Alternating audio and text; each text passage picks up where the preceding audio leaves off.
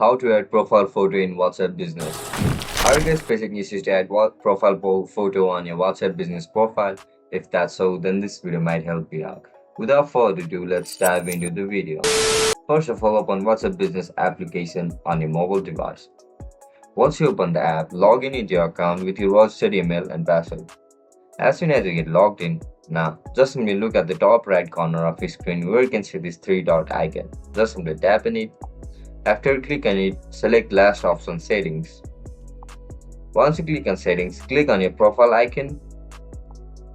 After you click on your profile icon, you will be able to see this camera icon on your profile photo. To add photo on your profile, just simply click on this camera icon and browse through the photo from a gallery, or you can just instantly click photo from a camera. Once you add the photo from gallery, it will be changed as your profile photo. That's it guys, that's how you're going to change your profile photo in business application. If you guys found this video helpful, don't forget to like, share and subscribe to our channel. I'll catch you up in the next one. Bye bye.